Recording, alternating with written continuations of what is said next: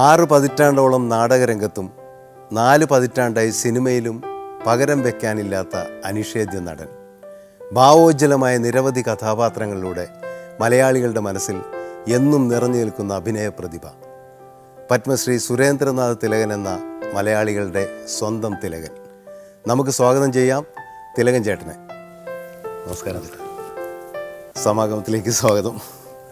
നമുക്ക് ചേട്ടൻ്റെ നീണ്ട അഭിനയ ജീവിതത്തിൻ്റെ ഏറ്റവും അവസാനത്തെ കണ്ണിയിൽ നിന്ന് നമുക്ക് പുറകോട്ട് പോകാം.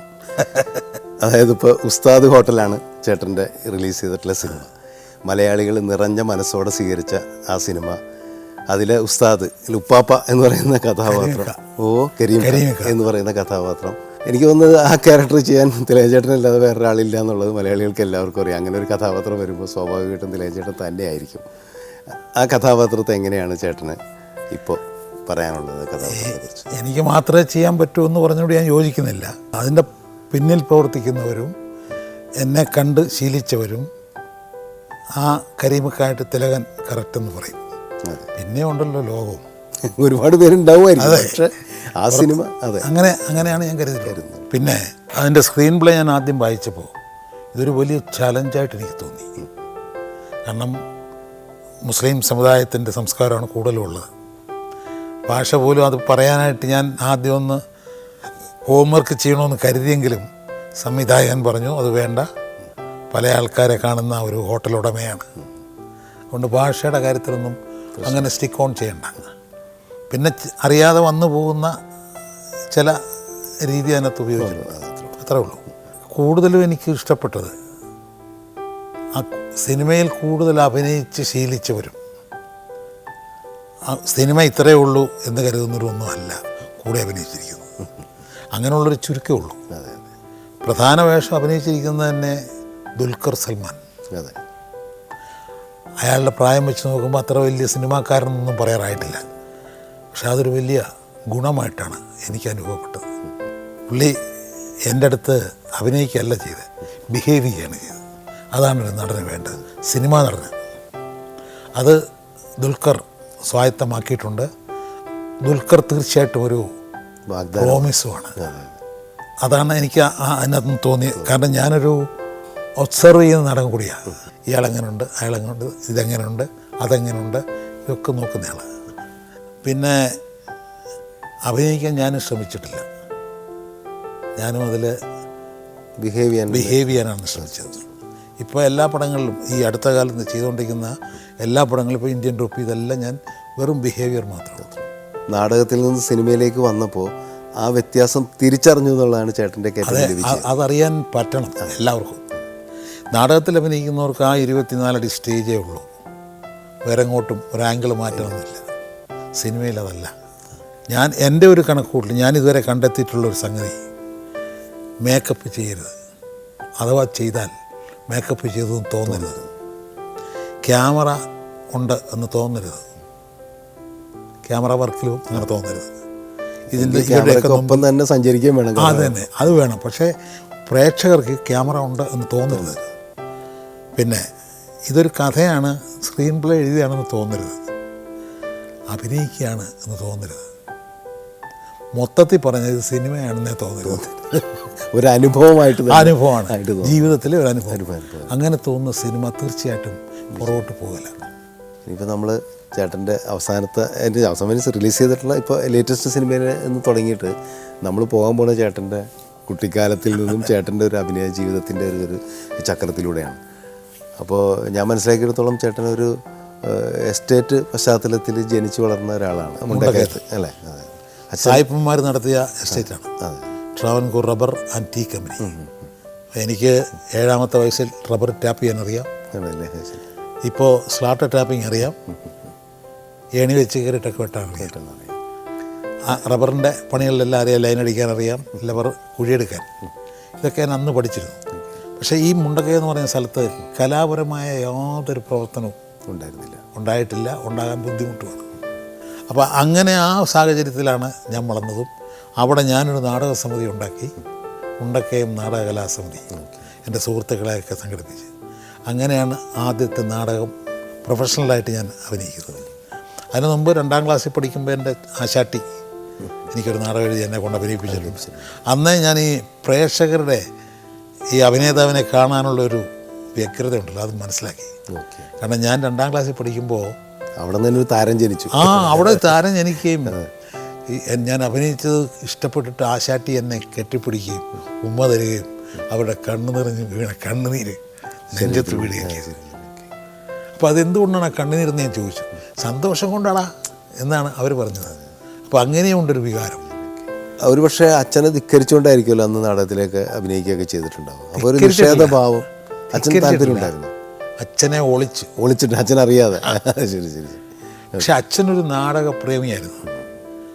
ഞാൻ പോകുന്നതിലൊക്കെ പുള്ളിക്ക് എതിരുണ്ടായിരുന്നെങ്കിൽ പോലും പറഞ്ഞിട്ടില്ല. എതിരുണ്ടായത് ഞാൻ പഠിക്കാൻ പുറകോട്ടാകുമോ, നാടകത്തിൻ്റെ പുറകെ പോയിട്ട് പഠനം. അതിന് വഴക്ക് പറയും. സത്യത്തിൽ എനിക്ക് ഈ ലോകത്ത് പേടിയുണ്ടായിരുന്നൊരു മനുഷ്യൻ അദ്ദേഹം മാത്രമാണ്. വേറെ ആരും എനിക്ക് പേടിയില്ല ഇപ്പോഴും. അങ്ങനെ ഒരുപാട് കാര്യം. ഞാൻ ഈ വയലാർ രാമവർമ്മ എന്ന് പറഞ്ഞ മനുഷ്യനെ അറിയുന്ന അങ്ങനെയാണ്. അച്ഛൻ വീട്ടിൽ വന്നാൽ രാത്രി കുളിക്കാൻ പോകുന്നത് ഞാനും എൻ്റെ മൂത്ത പെങ്ങളും ഇരുന്ന് പഠിക്കുന്ന മുറിയിൽ കൂടെ ടോയ്ലറ്റിനകത്തേക്ക് പോകും, തിരിച്ചിങ്ങോട്ടും. അപ്പോൾ പുള്ളി കെയർ ചെയ്യുന്ന ഒരൊറ്റ ടൈം അവിടെ. അപ്പോൾ ഞാൻ അങ്ങനെ ഒരു ദിവസം അച്ഛൻ പുറയിൽ നിന്ന് വരുന്ന കാൽപ്പെരുമാറ്റം കേട്ടിട്ട് അവിടെ ഇരുന്ന പുസ്തകം നോർത്തു. അതൊരു വിശേഷ അൽപ്രതിയായിരുന്നു. എന്നിട്ട് അങ്ങനെ നോക്കിക്കൊണ്ടിരുന്നു. അച്ഛൻ അത് നോക്കിയില്ല. പുള്ളി വായിക്കാമെന്ന് മനസ്സിലാക്കി അത് പോയി. തിരിച്ചു അച്ഛൻ പോയി. ഞാൻ രക്ഷപ്പെട്ടു. പക്ഷേ ഞാൻ ആ വായിക്കാനെടുത്ത് തുറന്നത് ഒരു കവിതയായിരുന്നു. അപ്പം ഞാൻ നോക്കിയപ്പോൾ കൊടികൾ മാറുകയാണ്. ചുമ്മാ കുറച്ചേ ഉള്ളൂ, ഒരു പേജേ ഉള്ളൂ. ഞാനതിങ്ങനെ വായിച്ചപ്പോൾ, നാൽക്കവലയിലെ തയ്യക്കടയിൽ ചാക്കോ മേസ്തിരി തയ്ക്കുന്നു, കൊടികൾ ത്രിവർണ്ണ കൊടികൾ, അങ്ങനെയാണ് തുടക്കം. അത് ഞാൻ താഴോട്ട് വായിച്ചു. അതേ തയ്യക്കടയിൽ തന്നെ ഒരാഴ്ച കഴിഞ്ഞപ്പോൾ, കുറേ നാൾ കഴിഞ്ഞപ്പോൾ കുറേ ആൾക്കാർ കയറി വന്നു, ത്രിവർണ്ണക്കൊടി വേണമെന്ന് പറഞ്ഞു. എന്നാൽ അയാൾ തയ്ച്ചു കൊടുത്തു. അടുത്ത സ്റ്റാൻസ വന്നപ്പോൾ അതേ ആളുകൾ വീണ്ടും ആ കടയിലേക്ക് കയറി വന്നു, കറുത്ത കൊടി വേണമെന്ന് പറഞ്ഞു. അതും എന്തിനാന്ന് ചോദിച്ചു. കറുത്ത കൊടി അത് നേതാക്കൾ നാളെ ഇവിടെ വരുന്നുണ്ട്, അവരുടെ മുമ്പിൽ കാണിക്കാൻ. കരിങ്കൊടി കാണിക്കാൻ വെച്ചാൽ ത്രിവർണ്ണ നേതാക്കന്മാർ വരുമ്പോൾ അവർക്കെതിരെ കാണിക്കാനാണ്. തയ്ച്ചു കൊടുത്തു. അത് കഴിഞ്ഞ് പിന്നെയും കുറേ നാൾ കഴിഞ്ഞപ്പോൾ അതേ ചെറുപ്പക്കാർ വീണ്ടും കയറി വരുന്നു. അതേ ചെറുപ്പക്കാരാണ്. ചുവന്ന കൊടി വേണം, ചെങ്കൊടി. അണ്ണ ചാക്കോ മേസ്തിരി ഒന്നും മങ്ങി മുഖം.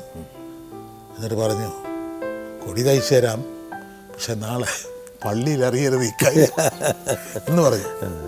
എനിക്ക് വളരെ രസം തോന്നി. അപ്പോൾ അയാൾ കൊടി തയ്ച്ചു തരാമെന്ന് പറയുന്നുണ്ട്, പക്ഷെ പള്ളിക്കാരറിയരുത്. ഞങ്ങൾക്ക് ആഭിമുഖ്യമുണ്ട് അതിനോട്, പക്ഷേ അറിയരുത്. അപ്പോൾ ഞാൻ മനസ്സിലാക്കിയത് കമ്മ്യൂണിസത്തിൻ്റെ വരവാണ്. താഴെ നോക്കിയത് ആരാ എഴുതിയിരിക്കുന്നത്? വയലാർ രാമവർമ്മ. ഒരു പടമുണ്ട്, ഒരു കൊച്ചു പയ്യൻ്റെ. അങ്ങനെയാണ് വയലാറിനെ ഞാൻ ആദ്യം അറിയുന്നത്. അപ്പോൾ അച്ഛനെ ഒളിച്ചുകൊണ്ടാണ് അത് അറിഞ്ഞത്. അല്ലെങ്കിൽ ഞാനിത് വായിക്കുമൊന്നുമില്ല. അപ്പം അങ്ങനെ അത് ഒരുപക്ഷെ എൻ്റെ കലാപരമായ വളർച്ചയ്ക്ക് ഒരു തുടക്കമായെന്ന് വേണേൽ പറയാം. 56 ഞാൻ ആദ്യമായി ഈ പ്രൊഫഷണൽ നാടകത്തിൽ പുറത്തോട്ട് വരുന്നത്. അപ്പോൾ അന്നത്തെ കാലഘട്ടം എന്ന് പറയുന്നത് കലയുടെ വസന്തകാലമായിരുന്നു. 52 നിങ്ങളെന്നെ കമ്മ്യൂണിസ്റ്റാക്കി നാടകം ഇറങ്ങുന്നത്. അതുവരെ കണ്ടിട്ടുള്ള നാടകങ്ങളെല്ലാം ഈ രാജാവും മന്ത്രിയും ഭയങ്കര ഡയലോഗ്സും ഒരു പ്രത്യേക ടോണിലുള്ള പ്രസൻറ്റേഷനൊക്കെയാണ്. മനുഷ്യൻ വർത്തമാനം പറയുന്ന പോലെയും ചെറിയ ഡയലോഗ്സും ഒക്കെ കണ്ടത് ഈ കമ്മ്യൂണിസ്റ്റ്. തമ്പ്ര ഒരു 2 തേങ്ങ എടുത്തോട്ടെ, ഇട്ട് തിന്നോട്ടെ. ഇട്ട് തിന്നോ, പക്ഷേ ഓർമ്മ വേണം. പെണ്ണോടാ അതിനകത്ത് ആ വ്യംഗ്യം. അപ്പം ഇതൊക്കെ നമ്മളെ വല്ലാതെ ആകർഷിച്ചു. അതേതാണ്ട് കലയുടെ വസന്തകാലം എന്നിപ്പോൾ പറയാം. തീർച്ചയായിട്ടും. ഇപ്പോൾ അങ്ങനെയുള്ള നാടകങ്ങളോ അങ്ങനെയുള്ള രചനയോ ഒന്നും കാണുന്നില്ല. പിന്നെ വന്ന് ഈ ഉസ്താദ് ഹോട്ടലിൽ വന്നപ്പോഴാണ്, അല്ലെങ്കിൽ കിരീടത്തിൽ വന്നപ്പോഴൊക്കെയാണ് അത് കണ്ടത്. നല്ല രചനകൾ കണ്ടു തുടങ്ങിയത്, നല്ല ക്യാരക്ടേഴ്സിനെ കണ്ടു തുടങ്ങിയത്. അന്ന് ചേട്ടൻ്റെ ഏതോ ഇൻ്റർവ്യൂവിലൊക്കെ ഇങ്ങനെ വായിച്ച ഒരു ഓർമ്മയിലാണ്, അമ്മയായിട്ട് എന്തോ ഒരു പ്രശ്നം ഉണ്ടായിരുന്നു അല്ലേ കുട്ടിക്കാലത്ത്? ഇതേപോലെ അമ്മയ്ക്ക് നാടകം ഇപ്പോഴത്തെ അമ്മയാണ് അല്ല, സംഘടന അമ്മയല്ല. ചേട്ടന് എപ്പോഴും 2 അമ്മമാരായിട്ട് പ്രശ്നം ഉണ്ടായിട്ടുണ്ട്. ഒന്ന് സ്വന്തം അമ്മ, സംഘടന അമ്മ. സംഘടന അമ്മ നമുക്ക് പിന്നെ സംസാരിക്കാം. ഏതായാലും സ്വന്തം അമ്മയായിട്ട് ഒരു ചെറിയ പ്രശ്നം ഞാൻ വായിച്ചതായിട്ട് ഓർക്കുന്നുണ്ട്. അത് ഞാൻ അമ്മയെ കുറ്റപ്പെടുത്തുകയില്ല, അമ്മയ്ക്ക് എന്നെയും കുറ്റപ്പെടുത്താൻ പറ്റില്ല. ഒരു അമ്മ അല്ലെങ്കിൽ അച്ഛൻ, നമ്മുടെ രക്ഷിതാക്കൾക്ക് എപ്പോഴും മക്കൾ വഴിപഴിച്ച് പോകരുതെന്നുള്ള ആഗ്രഹം ഉണ്ടാകും. അത് അവരുടെ കൺസെപ്റ്റ് വെച്ചാണ് അവർ, അവരുടെ ആംഗിളിലാണ് അവർ നോക്കുന്നത്. ഞാൻ ആദ്യമായിട്ട് നാടകത്തിൽ അഭിനയിക്കുന്നത് പിന്നെ എസ്റ്റേറ്റിൻ്റെ അടുത്ത്, മറ്റേ വേറെ അഭിനയിച്ചിട്ടുണ്ട്. എസ്റ്റേറ്റിൻ്റെ അടുത്ത് അവരുടെ തൊഴിലാളികൾക്ക് മുഴുവൻ വന്നിരുന്ന് കാണുന്ന ഒരു പ്ലീനം, കമ്മ്യൂണിസ്റ്റ് പാർട്ടി പ്ലീനം, അതിന് PJ ആൻ്റണി എഴുതിയ ഞങ്ങളുടെ മണ്ണ് അവതരിപ്പിച്ചു. അപ്പോൾ അതിലൊരു നടിയുണ്ട്, ചങ്ങനാശ്ശേരി ചിന്നമ്മ. ഒരു ഉരലിൻ്റെ പുറത്തിരുന്ന് ഈ ചിന്നമ്മയായിട്ട് ലവ് സീനുണ്ട് നാടകത്തിൽ. നാടകത്തിൽ. അതിനിടയ്ക്ക് ഞാൻ ഈ ഉരലെന്ന് വീഴുന്നുണ്ട്. അപ്പോൾ ആൾക്കാർ ചിരിക്കും. അങ്ങനെ നിറഞ്ഞു നിൽക്കുന്ന ഒരു ആശുപത്രി മൈതാനമാണ്, ഫുട്ബോളൊക്കെ കളിക്കുന്ന ഒരു മൈതാനം, അവിടെയാണ് ഈ നാടകം. അപ്പോൾ നല്ല കൈയടിയും എനിക്ക് പ്രചോദനം ഒത്തിരി കിട്ടുന്നുണ്ട്. അങ്ങനെ ഈ തൊഴിലാളി സ്ത്രീകളെ എൻ്റെ വീട്ടിൽ ചെന്നപ്പോൾ അമ്മയോട് പറഞ്ഞ്, കുഞ്ഞിൻ്റെ നാടകം കണ്ടു കേട്ടോ, കലക്കൻ സാധനമാണ്. കൂടെ ഒരു പെണ്ണഭിനയിച്ച് സുന്ദരിയാണ്, മേക്കപ്പൊക്കെ ചെയ്തിട്ടുണ്ട്. അല്ലെങ്കിൽ സുന്ദരിയാണ് അവർ, എങ്കിലും മേക്കപ്പ് ചെയ്യുമ്പോൾ കുറച്ചുകൂടി എന്ന് തോന്നുമല്ലോ. കുഞ്ഞിന് പറ്റുന്ന പാർട്ടിയാണെന്ന്, ചേരുവെന്ന്. അമ്മ അത് രീതിയിലെടുത്തു, അവരോടൊന്നും പറഞ്ഞില്ല. അപ്പം ഞാൻ നാടകം കഴിഞ്ഞതിൻ്റെ പിറ്റേ ദിവസം മുതൽ കാശില്ലാതെ കഷ്ടപ്പെടുക. വിശന്ന് വീട്ടിൽ വന്നു. വീട്ടിൽ വന്നിട്ട് ഞാൻ പറഞ്ഞു, എനിക്ക് ചോറ് വേണം, വിശക്കുന്നു. അമ്മയൊന്നും മിണ്ടിയില്ല. നേരെ അടുക്കളയിൽ ചെന്നിട്ട് ചോറെടുത്ത് കൊണ്ടുവന്ന് അതിന് ഉപയോഗിച്ചു. അയലക്കറിയായിരുന്നു. അപ്പോൾ എനിക്ക് വലിയ ഇഷ്ടമാണ്. വീട്ടിലെല്ലാവരും കുറച്ച് എരിവ് കൂടുതൽ ഉപയോഗിക്കും. പക്ഷേ അന്ന് നാക്കെ തൊടാൻ പറ്റുന്നില്ല. ഞാനും എരിവ് കൂടുതൽ ഉപയോഗിക്കുന്ന ആളാണ്, തൊടാൻ പറ്റുന്നില്ല. ഞാൻ ചുമ്മാ ഇവിടുന്ന് സാധാരണ ചോദിക്കുന്ന പോലെ, ഇത് മനുഷ്യന് വായി വെച്ച് തിന്നാൻ നോക്കുന്നില്ല, ഭയങ്കര എരിവാണല്ലോ. ഉടനെ അമ്മ അവിടെ അടുക്കളയിൽ നിന്ന്, ചങ്ങനാശ്ശേരിയിലോട്ട് ചെല്ലടാ, അവിടെ വെച്ച് തരും മീൻകറി നന്നായിട്ട്. ഈ മീൻകറി വെക്കാൻ ചങ്ങനാശ്ശേരി വെച്ച സ്ഥലമാണ്, കോട്ടയം ചങ്ങനാശ്ശേരി പാലാരി. അപ്പോൾ അത് വെച്ച അമ്മയുടെ താങ്ങ്. അതിൻ്റെ കൂടെ ഈ ചങ്ങനാശ്ശേരി തങ്കോഞ്ചിൻ്റെ അമ്മയ്ക്കെട്ട് കൂടെ ഞാനുമായിട്ട് വേറെന്തോ ഇടപാട് പോലെ. എനിക്ക് ദേഷ്യം വന്നിട്ട് അവിടെ ഒരു റോൾ തടി ഇരുന്ന് അതെടുത്ത് ഈ ചോറ് ഇതിൽ അവിടെ ഒറ്റ അടിയാണ്. ഇത് പ്ലേറ്റോടെ നിരങ്ങി അടുക്കളയ്ക്കകത്ത് അമ്മയുടെ കാലിലൂടെ അവിടെ ഇങ്ങോട്ട് എൻട്രി ചെയ്തിട്ട്, അമ്മ നീങ്ങ വാടാ തിന്നാൻ, നിനക്ക് വിളമ്പി തരാം. അതിനുശേഷം അമ്മയുടെ കയ്യിൽ നിന്ന് ആഹാരം കഴിച്ചില്ല. 35 വർഷം ഞങ്ങൾ സംസാരിച്ചിട്ടില്ല. പല അടിയന്തര സ്ഥലത്ത് വെച്ചും കാണാറുണ്ട്. ഒരു മരിച്ച സ്ഥലമോ അല്ലെങ്കിൽ കല്യാണമോ അങ്ങനെയുള്ള സ്ഥലത്ത് വെച്ച് കാണാറുണ്ട്, സംസാരിക്കില്ല. അച്ഛനായിട്ട് സംസാരിക്കുകയൊക്കെ ചെയ്യും. അച്ഛനോട്ട് സംസാരിക്കും. പക്ഷെ അച്ഛൻ വളരെ കറക്റ്റായിരുന്നു. ഈ കുറച്ച് പരുക്കനായിരുന്നുള്ളൂ എന്നെ പോലെ, പക്ഷെ മനസ്സ് നല്ലതായിരുന്നു. അമ്മ എന്നോട് പിണങ്ങിയതിൻ്റെ കാരണം പിന്നീട് അമ്മ മരിക്കുന്നത് എൻ്റെ കസ്റ്റഡിയിലാണ്. ഈയിടെ 1 കൊല്ലം മുമ്പ് ചോറൊക്കെ തട്ടി എറിഞ്ഞ കുറ്റബോധമുണ്ട്. അല്ലാതെ ഞാൻ നാടകത്തിൽ അഭിനയിച്ചാൽ എനിക്ക് കുറ്റബോധമില്ല. ആ നാടകം, ആ അഭിനയമാണല്ലോ ഇന്ന് എന്നെ തിലകനാക്കിയത്. ചോറ് തന്നത്, 6 മക്കളെ ഞാൻ വളർത്തിയത് അഭിനയത്തിൻ്റെ കാശുകൊണ്ടാണ്, അവരെ പഠിപ്പിച്ചത്. അപ്പോൾ അതുകൊണ്ട് എനിക്ക് കുറ്റബോധമില്ല.